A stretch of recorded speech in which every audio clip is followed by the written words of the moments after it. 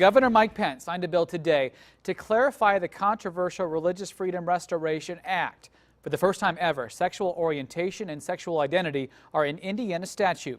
News 18's Holly Campbell reports the bill passed through the Republican-led State House in just a single day. In a press conference earlier this week, Governor Mike Pence called on lawmakers to have new legislation on his desk by the end of the week to fix the perception problem nationwide caused by the Religious Freedom Restoration Act. And 2 days later, legislation was on his desk to be signed into law. What was intended as a message of inclusion of all religious beliefs, was interpreted as a message of exclusion. Thursday morning, Republican leaders flanked by business and civil leaders presented new legislation that would clearly state that under the Religious Freedom Restoration Act, businesses will not have the right to deny services to anyone based on sexual orientation or sexual identity. To let every Hoosier know that we value you, gay, straight, black, white, religious, non-religious. We value each and every Hoosier.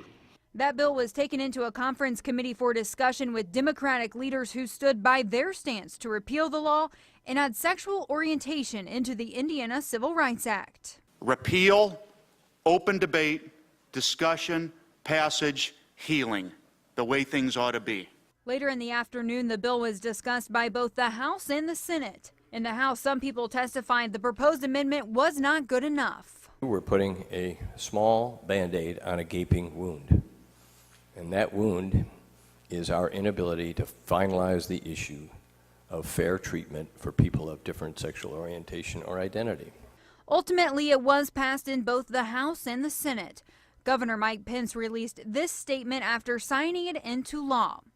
I believe resolving this controversy and making clear that every person feels welcome and respected in our state is best for Indiana. While several business leaders support the new legislation and are grateful for swift actions, others say it's not enough. Democratic leaders urged Republicans to consider discussion on making the LGBT community a protected class next session, but there were no promises made.